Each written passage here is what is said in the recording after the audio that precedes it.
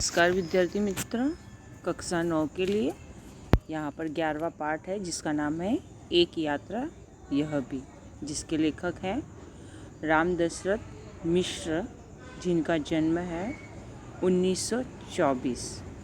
अगर हम देखें तो जो राम दशरथ मिश्र हैं वे साहित्य के प्रथम कोटि के साहित्यकार भी हैं हिंदी के, और उन्होंने कहानियाँ, कविताएँ, उपन्यास आदि क्षेत्र में अपनी कलम चलाई है। मतलब आदि क्षेत्र में उन्होंने लिखा भी है। वे बहुत चर्चित उपन्यास है। पर आप देखें कि उन्होंने जो लिखा है, आपके जो उपन्यास है वो बहुत चर्चित है, मतलब बहुत फेमस है, बहुत जाने जाते हैं, बहुत लोगों को पता है उसके बारे में। जैसे कि जल टूटा हुआ और पानी के प्राचीर, इनके उपन्यासों के नाम हैं। आपकी कविताओं के संग्रह भी हैं। बेरंग, बेनाम चिट्ठियाँ, पक गई है धूप, जुलूस कहाँ जा रहा है, ये सब उनकी क्या है, कविताएं हैं और कविताओं संग्रह के नाम हैं। आम के पत्ते आपके कहानी संग्रह है, मतलब कहानी संग्रह जो है आम के पत्ते, वह एक उनकी कहानी। खाली घर, बसंत का, एक दिन, 61 कहानियाँ, ये सब इनकी कहानियों के नाम हैं।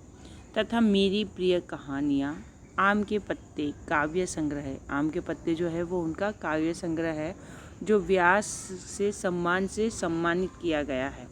मतलब इस नाम का उनको एक पुरस्कार दिया गया है जिससे उन्हें सम्मानित किया गया। आपका हिंदी अकादमी के शिखर सम्मान एवं उत्तर प्रदेश हिंदी संस्थान के भारतीय पुरस्कार से प्रतिष्ठित किया गया भी है। यहाँ पर आप देखो तो उनको जो है हिंदी अकादमी में जो शिखर जो मिला है, मतलब ऊंचाई जो मिली है, उससे भी उन्हें सम्मानित किया गया, ऊंचे स्थान पे रखा गया। भारत भारती नाम का जो पुरस्कार है वह भी उन्हें मिला है, मतलब प्रतिष्ठित किया गया, मतलब उन्हें दिया गया है।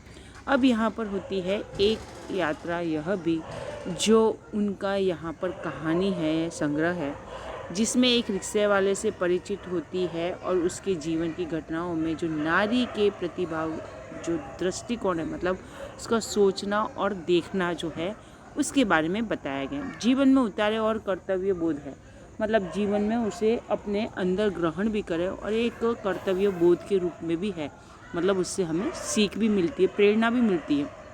स्त्री सम्मान, स्त्री सुरक्षा एवं आत्मीयतापूर्ण संबंधों को खूबी से प्रस्तुत किया गया है।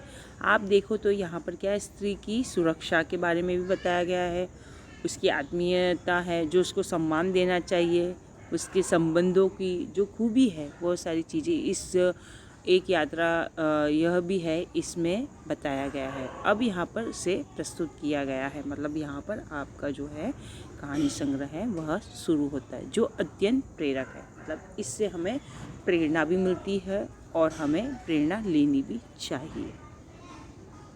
मैं बहुत यात्रा भीरू हूँ, यात्रा पर निकलते समय डर बना रहता है कि पता नहीं कैसे कैसे लोग से पाला पड़ेगा। सबसे बड़ी असहजता तो अनुभव होती है अंट शंट किराया मांगने वाले ऑटो वालों से। नए शहर में कैसे कैसे लोग मिलेंगे, यह चिंता भी बनती होती है।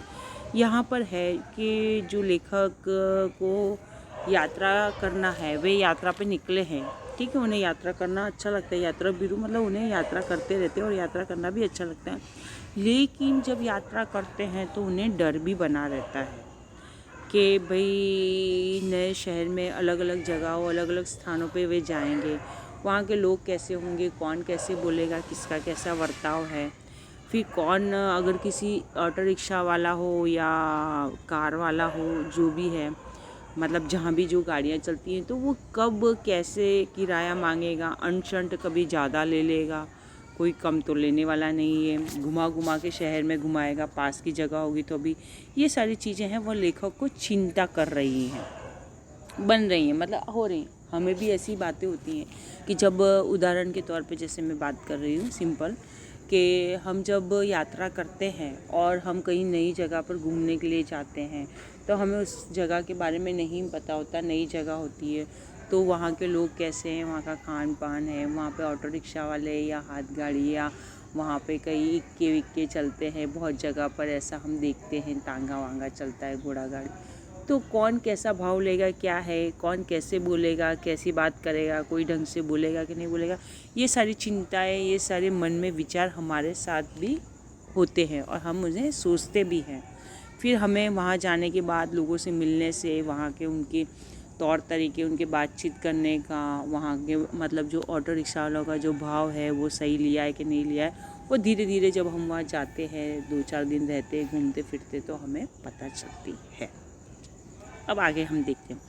तो इस बार एक डॉक्टर से मिलने के लिए ग्वालियर जाना पड़ गया। पत्नी साथ थी, इसीलिए आश्वस्तिक बनी हुई थी। मतलब यहाँ पर वे ग्वालियर किसी डॉक्टर को मिलने जा रहे थे और साथ में उनकी पत्नी भी थी, तो इसीलिए उनको थोड़े मन में हो रहा था कि भाई क्या पता कैसे हैं, औरत साथ में स्त्री है, कोई सम्मान करे ना करे, कौन कैसे बोल रहा है, क्या सोचेगा, ये सब वगैरह वगैरह। स्टेशन पर उतरते ही ऑटो वाले पीछे पड़ गए। हम चुपचाप आगे बढ़ते रहे। एक नवयुवक ऑटो वाला साथ लग गया। हम कुछ बोले बिना आगे बढ़ते रहे कि उसकी आवाज़ आई, बाबूजी आप आखिर कहीं जाएंगे ही और कोई ऑटो करेंगे ही, तो फिर मेरा ऑटो क्यों नहीं। मतलब यहाँ पर उन्होंने देखा स्टेशन पर उतरते ही सारे ऑटो वाले पीछे पड़ जाएंगे, कहाँ जाएंगे, ये वो ऐसा करके पूछने लगते हैं। लेकिन लेखक वहाँ पर स्टेशन पर उतर के वे चुपचाप चलने ही लगे।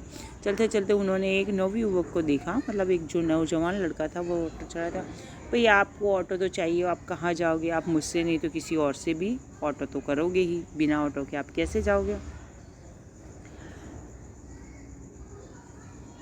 उसकी जिद और आवाज़ में कुछ ऐसा आकर्षण महसूस हुआ कि मैंने स्वीकृति दे दी। मतलब ऐसा लगा कि वो जिद और मतलब अपनापन जता रहा था, तो जिससे है कि मतलब यहाँ पर लेखक ने उससे बात कर ली, स्वीकृति दे दी, मतलब उससे बात कर ली कि हाँ मुझे कहीं जाना है, क्या है ये सारी।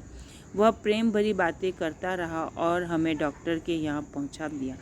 उसके द्वारा बताए वांछित पैसे देकर डॉक्टर के घर की कॉल बेल बजाई। ज्ञात हुआ कि डॉक्टर ने क्लिनिक की जगह बदल दी है। ऑटो वाला बिना हमारे कहे हमारा इंतज़ार कर रहा था। हमें नई जगह पर पहुंचा दिया। मैंने पूछा कितने पैसे दे दूं। अब यहाँ पर है कि वे डॉक्टर को मिलने गए, पर डॉक्टर की क्लिनिक की जगह वे उसके घर पहुंच गए और उन्होंने उनके घर का डोर बेल बजा दिया दरवाजे पे, और उसकी मतलब उन्होंने अपना क्लिनिक की जगह बदल दी थी। और वह जो ऑटो वाले को वे पूछे कि कितने पैसे चाहिए, पर वहाँ पर वो ऑटो वाला क्या है कि उनको छोड़ के चला नहीं गया, वो वहीं खड़ा रहा, उनका इंतज़ार करता रहा। बाबूजी जो इच्छा हो दे दीजिए, वैसे डॉक्टर के घर से यहाँ तक का किराया तो अतिरिक्त हो गया ना। उसने पूछा बाबूजी यहाँ से कहाँ जाएंगे। मैंने होटल का नाम बता दिया और कहा भाई तुम जाओ, यहाँ देर लग जा सकती है। मतलब यहाँ पर क्या है कि भाई मैंने डॉक्टर के घर से और यहाँ तक क्लिनिक तक का जो है वो तो मैंने बता दिया कितना किराया होता है, लेकिन आपको जो देना है वो आप दे दीजिए, पर भाई आप यहाँ से जाइए। तो उसने पूछा कि इसके बाद आप कहाँ जाओगे। ऑटो वाले ने लेखक को पूछा, तो लेखक ने जहाँ पर वे रुके हुए थे उस होटल का नाम भी बता दिया और लेखक ने उसे कहा कि भाई अब तुम यहाँ से जाओ कि हमें पता नहीं कितना टाइम लग जाएगा यहाँ पर। वह कुछ बोला नहीं। हम डॉक्टर के पास चले गए। घंटा भर बाद निकले तो देखा वह वहीं खड़ा था।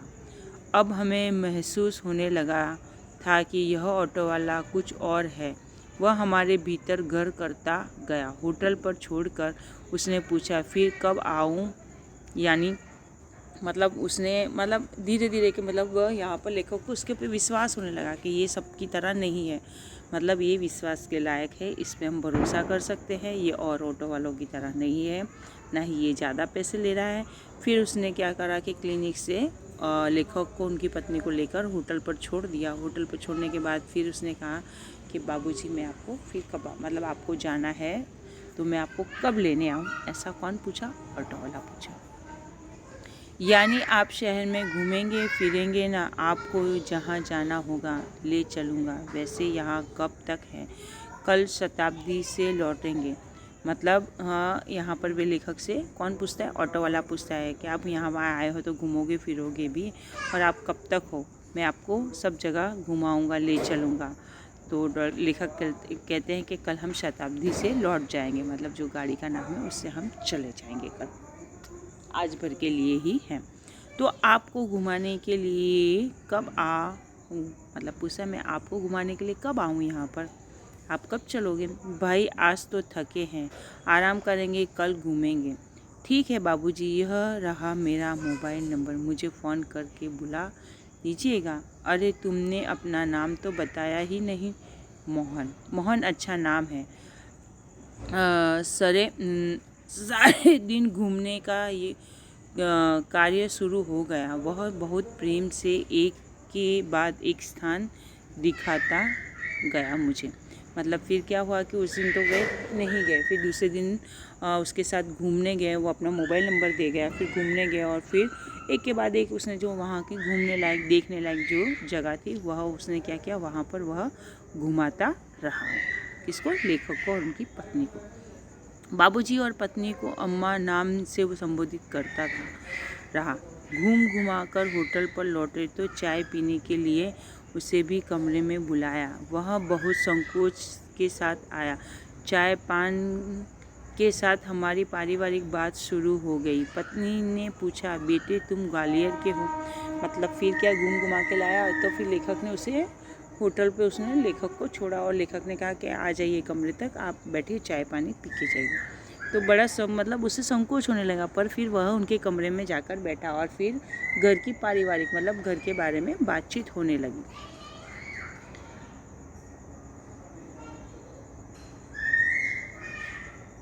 पत्नी ने पूछा, बेटे तुम ग्वालियर के हो? मतलब उससे पूछा कि क्या तुम ग्वालियर के हो, यहीं के हो? नहीं अम्मा, मैं मूलतः आगरा का हूँ, यहाँ आना पड़ गया। मतलब मैं यहाँ का नहीं हूँ, मैं मूल मतलब मेरा जो मूल वतन है, मतलब जहाँ का मैं रहने वाला हूँ वह है आगरा का मैं रहने वाला हूँ। हमें लगा कि वह यह कहते कहते कुछ भर आया है, मतलब उसको बोलते बोलते उसका गला जो है, उसकी आवाज़ वो भर आई है, इसीलिए चुप रहे। लेकिन वह स्वयं बोलने लगा। आगरा में अपना घर है, माँ बाप को बचपन में ही गुजर गए, बड़े भाई ने मेरी परवरिश की, भाई वकील है, मैं भी बीए पास हूँ, कोई नौकरी खोज रहा था कि मतलब मेरे माँ बाप तो नहीं हैं, मैं वहाँ का रहने वाला हूँ, लेकिन मेरा भाई जो है वह वकील है और मैंने बीए पास किया है, इसीलिए मैं नौकरी को ढूंढ रहा हूँ, खोज रहा हूँ। एक चुप्पी सी छा गई। हमें लगा कि इसके साथ कोई अवांछित घटना घटी है। उसे छेड़ा नहीं, किंतु उसने फिर कहना शुरू किया, मतलब इसके साथ कोई ऐसी घटना घटी है, ऐसा कुछ बनाव बना है, किस्सा हुआ है कि जिसे अगर बोलें तो शायद अच्छा नहीं हो, या उसको वह चीज़ वह घाव उसके ताज़े हो जाए। पर क्या हुआ, थोड़ी देर के बाद उसने फिर से बोलना शुरू कर दिया। मैं नौकरी की तलाश में इधर उधर भटक रहा था। एक दिन भटक कर लौट रहा था कि रास्ते में एक परिचित लड़की मिल गई। बदहवास सी घिघियाती हुई बोली, मोहन मुझे बचा लो। क्यों, क्या हुआ? मेरे माँ बाप एक अधेड़ के हाथ मुझे बेच रहे हैं। मैं कुएं में गिरकर जान दे दूंगी, किंतु उस खूसट अधेड़ के साथ नहीं जाऊंगी। मतलब वह एक दिन नौकरी की तलाश में इधर उधर भटकते हुए घूमते घूमते जब वह अपने घर के लिए लौट रहा था, तब उसे एक परिचित मतलब एक पहचान वाली एक लड़की ऐसी मिली जिसका नसीब ख़राब था। घिघियाती हुई मतलब ऐसे अर्जी करती हुई, मतलब रिक्वेस्ट करती हुई वो लड़की मिली कि मोहन तुम मुझे बचा लो, मेरे माँ बाप मुझे एक बूढ़े मतलब मुझसे 3 गुना उम्र बड़ा इंसान से मेरी शादी करवा देना चाहते हैं, उसको मुझे बेच रहे हैं, या तो मैं उसके साथ तो नहीं जाऊंगी, मैं कुएं में गिर के मर जाऊंगी उस खूसट के साथ, उस अधेड़ के साथ मैं नहीं जाऊंगी, ऐसा वह मोहन को बोलने लगी। मैं बहुत असमंजस में पड़ गया। क्या करूं, कर भी क्या सकता हूं? मुझे लगा कि स्टेशन चलना चाहिए। वहां उसे ले गया और थानेदार से हकीकत बयान की। वे कुछ देर सोचते रहे कि क्या किया जा सकता है। थानेदार साहब बोले, इसकी FIR लिखकर इसके माँ बाप को हवालात में बंद कर देता, लेकिन फ़िलहाल चिंता इस लड़की की है कि आखिर इसके लिए क्या किया जाए। मतलब कहा यहाँ पर वह सोचने लगा और उसने मोहन ने लड़की को लेकर वह पुलिस स्टेशन पहुँचा और वो थानेदार से उसने पुलिस स्टेशन में जाकर सारी बातें की। पर सब सोचते रहे कि भाई क्या कर सकते हैं, अगर FIR करते हैं तो उसके माँ बाप को FIR करने के बाद पुलिस पकड़ के लाएगी और थाने में बंद कर देगी, पर उसके बाद क्या होगा, इस लड़की का क्या होगा, इसे कहाँ रखा जाएगा, क्या होगा, इसे कौन रखेगा। एक छोटी सी चुप्पी के बाद वे एकाक बोले, तुम्हारी शादी हो गई है। मैं सिर हिलाया तो बोले, तुम इससे शादी क्यों नहीं कर लेते। मतलब फिर वहाँ पे जो थानेदार थे उन्होंने बोला, थोड़ी देर सब चुप है, उसके बाद उन्होंने कहा कि क्या तुम्हारी शादी हो गई है। तो मैंने मोहन ने कहा नहीं।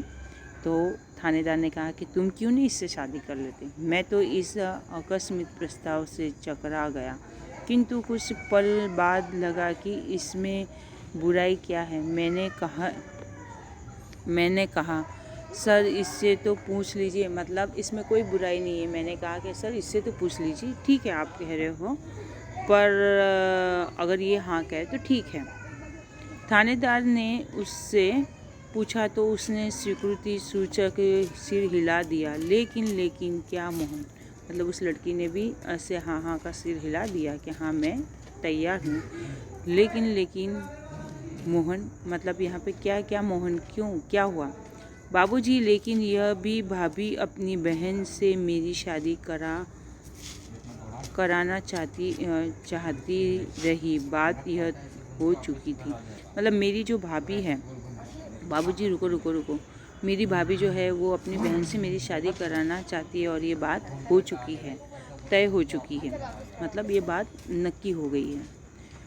फिर बाबूजी, मैंने सोचा भाभी जी की बहन से तो कोई भी अच्छा आदमी शादी कर लेगा, वहाँ कोई संकट नहीं है। मतलब भाभी जी की बहन से कोई भी शादी कर सकता है, लेकिन यहाँ इस लड़की से कौन करेगा, ये तो संकट में है, अभी मुसीबत में है, तकलीफ़ में है। लेकिन इस लड़की की तो ज़िंदगी खतरे में है, मतलब अभी इस लड़की की ज़िंदगी कैसी है, खतरे में है। लड़की सुंदर भी है, परिचित भी है, और सबसे अहम बात यह कि वह संकट में है। इससे विवाह करना प्रीतिकर भी होगा और मानवीय भी। लेकिन मतलब ठीक है, परिचित भी है, जानी पहचानी भी है, जानते भी हैं इसके बारे में, और ये संकट में भी है, पर इससे तो मैं विवाह कर लूँगा। फिर भी मानवीय, मतलब मनुष्यता है, मनुष्यता दिखानी भी चाहिए, ये मेरा एक काम है। लेकिन फिर क्या, मतलब क्यों, क्या हुआ, लेकिन क्यों। हाँ, अब समस्या यह कि विवाह एकदम तो न हो जाएगा। यदि लड़की घर गई तो फिर वही बेच दी जाने का संकट है। मैं साथ ले जाऊं तो भैया भाभी तो नाराज़ होंगे ही। इसके माँ बाप मेरे ऊपर लड़की भगाने का केस कर देंगे। जब मैंने थानेदार के सामने यह समस्या रखी तो वे बोले, कुछ दिन के लिए इसे नारी निकेतन में रखवा देता हूँ। लड़की से माँ बाप के खिलाफ शिकायत लिखवा कर लेता हूँ। 15 दिन बाद उन्होंने मंदिर में उससे मेरी शादी करवा दी। मतलब यहाँ पर है कि ठीक है, लड़की को क्या है, नारी निकेतन में हम उसे रख देते हैं, और उसको उसके माँ बाप के खिलाफ एक शिकायत लिखवा के थानेदार ने रख ली। और फिर 15 दिन के बाद क्या करा, उस लड़की से मोहन की थानेदार ने शादी करवा दी। मैंने कहा, मोहन, ऐसे थानेदार कहाँ होते हैं, मुझे तो इस घटना पर विश्वास ही नहीं हो रहा है। लगता है कथा सुन रहा हूँ। मतलब यहाँ पर जो लेखक और उनकी पत्नी है कि मोहन, ऐसे थानेदार कहाँ होते हैं, मैं तो ऐसा लग रहा है कि एक कहानी सुन रहा हूँ या एक कथा सुन रहा हूँ, ऐसे थानेदार कहाँ मिलते हैं। ये बात पर विश्वास करना, मतलब उन्हें विश्वास इस घटना का नहीं हो रहा था। किसे, लेखक को। आप सही कह रहे हैं बाबूजी, लेकिन यह थानेदार कवि भी हैं। मतलब उसने कहा कि बाबूजी, ये जो थानेदार हैं वे एक कवि भी हैं। कवि सम्मेलनों में कविताएं पढ़ता है, और वह जहाँ जहाँ कवि सम्मेलन होता है वहाँ पर क्या करता है, कविताएं भी पढ़ता है। और इसकी कविताएं मानवीय संवेदना से भरी होती हैं। मतलब ये जो कविताएं पढ़ता है वो मानव की संवेदना, मुश्किलें, जो तकलीफ़ें हैं उससे भरी हुई होती हैं। हाँ, तब ठीक है भाई, हर क्षेत्र में कोई ना कोई मसीहा दिखाई पड़ ही जाता है। मतलब हाँ भाई, ठीक है, कोई ना कोई क्षेत्र में, मतलब कोई ना कोई जगह पर, किसी न किसी बात पर कोई ना कोई मसीहा दिखाई देता है। हाँ, तब यह कि मेरे भाई भाभी मुझसे खिलाफ हो गए और हमें घर से निकाल दिया। एक तो मैंने उसकी साली, मतलब हाँ, मैं यहाँ क्या कि भाई की साली से शादी होने वाली थी और मैंने मना कर दिया, इसलिए फिर मेरे भाई भाभी ने वो खिलाफ़ हो गया कि मैंने इस लड़की से शादी कर ली, इसलिए फिर उन्होंने क्या किया, मुझे घर से निकाल दिया। साली से शादी नहीं की, दूसरे जिस लड़की से की वह किसी और जाति की है, तो तुम लोग ग्वालियर आ गए। मतलब इसलिए मैं जिस जाति का था उस जाति की ये लड़की नहीं थी, दूसरी जाति की थी। ठीक है, इसीलिए क्या फिर लेखक कहते हैं कि तुम लोग यहाँ आ गए, ग्वालियर आ गए। हाँ बाबूजी, आगरा में हमारा निवाह होना कठिन था। मतलब आगरा में हमारा रहना और वहाँ पर हमारा गुजारा करना कठिन था, इसीलिए हमने क्या करा, आगरा छोड़कर हम ग्वालियर आ गए। पराये शहर में भले ही कोई अपनापन न हो, किंतु यह परायापन उस अपनेपन से अच्छा है। मतलब यहाँ पर कोई अपनापन नहीं है, कोई अपना नहीं है, लेकिन कोई परायापन से, अपनेपन से तो परायापन ही अच्छा है। ना जो दिन रात अप्रीति कर व्यवहार बनकर तन मन को उद्विग्न करता रहे। मतलब ऐसा है कि कोई हमारे साथ ऐसा व्यवहार जो करे जो हमें नहीं पसंद है, इससे तो बढ़िया है कि जो हमारा चल रहा है, हमें तन मन तोड़ के उद्विग्न, मतलब मेहनत करके हम अपना निभाव कर रहे हैं, जी रहे हैं। हाँ, सही कह रहे हो, हाँ ये बात सही है। तो यहाँ कोई नौकरी तो रखी नहीं थी, बस ऑटो का दामन थाम लिया और उसी के सहारे चल रहा हूँ। वास्तव में तुम बहुत बड़े हो मोहन, बड़े बड़े लोग तो नारी हित में बड़े बड़े लेक्चर देते हैं। लेखक कविताएं लिखते रहते हैं किंतु अपने व्यवहार में नहीं उतारते, लेकिन तुमने तो बहुत सहज भाव से एक लड़की को दुर्दशाग्रस्त होने से बचा लिया और अपने जीवन के साथ उसे सम्मानपूर्वक लगा लिया। अब यहाँ पर कहते हैं लेखक कि ठीक है, तुमने तो भाई यहाँ पर आ गए हो, तो कोई बोला कौन कहता है, मोहन, कि कोई काम नहीं था, इसलिए मैंने क्या किया, ऑटो का सहारा ले लिया और ऑटो का मतलब सहारा थाम लिया और मैं ऑटो चलाने लगा। पर बहुत देखा है कि बहुत बड़े बड़े लोग औरतों के बारे में बहुत लेक्चर देते, बड़ी बड़ी बातें करते हैं, बहुत ज्ञान बांटते हैं। कवि लोग कविताएं लिखते हैं, सब कुछ करते हैं उनके व्यवहार में, लेकिन कोई अपनी निजी ज़िंदगी में या व्यवहार में इन सब चीज़ों को उतारता नहीं है। सहज भाव से वह, फिर उन्होंने कहा कि ऐसी दुर्दशाग्रस्त लड़कियों के जीवन को उन्होंने क्या है, एक सम्मानपूर्वक से जीवन दिया है और अपने साथ रखा है, अपने जीवन में उसके जीवन संगनी बना लिया। इसके बाद आएगा, बाबूजी, इस कार्य से मुझे भी बहुत संतोष मिला। मैंने तो एक बार उसका उद्धार किया, किंतु वह तो प्रायः मुझे संकटों से उबारती रहती।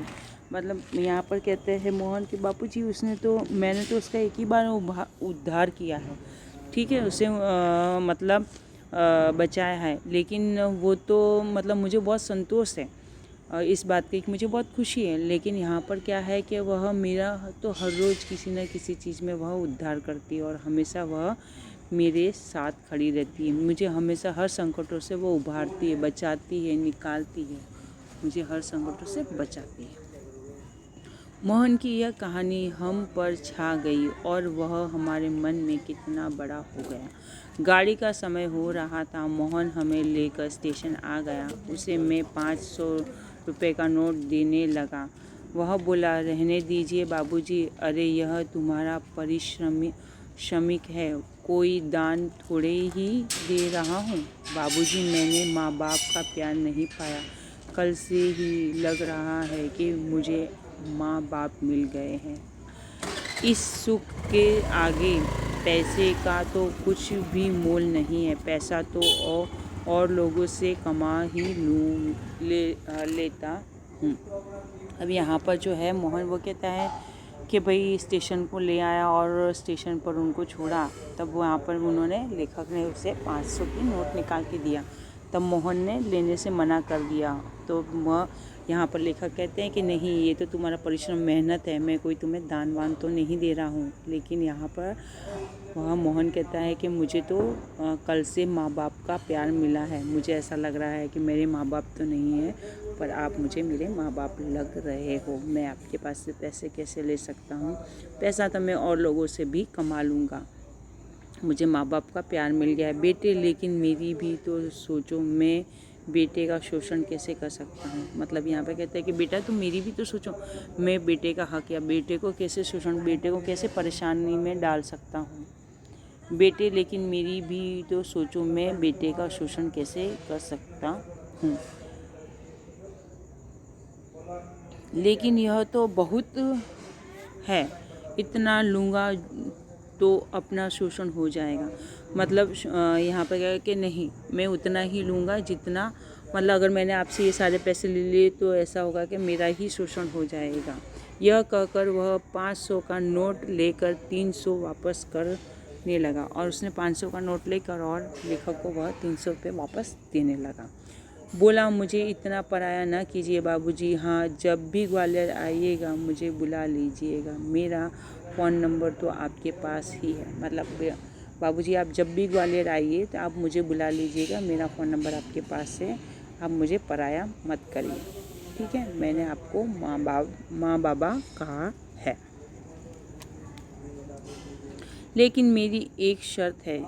वह क्या बाबूजी? मतलब यहाँ पर लेखक एक शर्त रखते, मतलब मोहन कहता है क्या हुआ, कौन सी शर्त बाबूजी? ये 500 रुपये चुपचाप तुम्हें लेने ही पड़ेंगे। मतलब ये जो मैंने आपको 500 रुपये दिए, जो तुमने वापस किए हैं 300 रुपये, वह भी आपको चुपचाप लेने पड़ेंगे।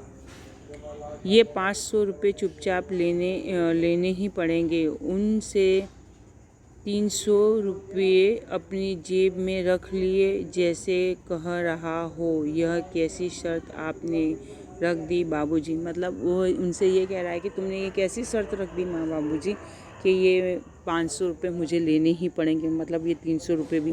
कुछ क्षण बाद बोला, बाबूजी आपका फ़ोन नंबर तो मेरे फ़ोन पर आ ही गया है। मतलब कहता है थोड़ी देर के बाद कि बाबूजी आपका जो फ़ोन नंबर था वह भी क्या है, मेरे फ़ोन नंबर पर आ गया। कभी कभी फ़ोन करता रहूँगा, मैं आपको कभी कभी फ़ोन भी करता रहूँगा। हाँ हाँ भाई, शौक़ से, मुझे अच्छा लगेगा। मतलब यहाँ पर लेखक कहते हैं हाँ हाँ हाँ भाई, शौक़ से, मुझे भी क्या अच्छा लगेगा। लेकिन आपका नाम तो मैंने पूछा ही नहीं। मतलब मैंने तो आपका नाम पूछा ही नहीं। कौन कहता है? मोहन बाबूजी से, लेखक से कहता है, मैं हूँ सत्यकेतु और पत्नी है कामना। मेरा नाम है सत्यकेतु और मेरी पत्नी का नाम है कामना। और जब हम स्टेशन के अंदर जाने लगे तब वह आँखों में न जाने कितना अपनापन लिए हमें निहारता रहा। मतलब यहाँ पर जो था मोहन, वह लेखक अपनी पत्नी के साथ स्टेशन में अंदर जाने लगे तब वह उन्हें बहुत ध्यान से अपनेपन से, किसी अपनेपन को हम जैसे छोड़ने जाते हैं स्टेशन पर, तो इसी तरह वह उन्हें देखने लगा। अब यहाँ पर पाठ पूर्ण होता है और हम देखेंगे यहाँ पर पाठ के शब्दार्थ। तो वह शब्दार्थ और टिप्पणी है। पहला है यात्रा भीरु, मतलब यात्रा से डरने वाला। अंट शंट मतलब मर्जी में आए ऐसा। निरकुंच आश्वस्तिक मतलब आश्वासन, तसल्ली। वांछित मतलब इच्छा अनुसार। इंतजार मतलब प्रतीक्षा। वाट माने राह। अतिरिक्त माने उपरांत। छेड़ना माने उकसाना। खुशसट मतलब अप्रिय। अधेड़ माने आधेड़ उम्र का, मतलब प्रौढ़, बड़ी उम्र का। हवालात मतलब जेल। अहम बात मतलब मुख्य बात। प्रीतिकर मतलब मन भावन। संवेदना माने पीड़ा। मसीहा माने देवदूत। उबारना माने बचाना। से बाहर निकालना। तो यहाँ पर होते हैं हमारे शब्दार्थ और पाठ पूर्ण होता है। अगले वीडियो में मैं आपको जो है स्वाध्याय कराऊँ। नमस्कार विद्यार्थी मित्रों।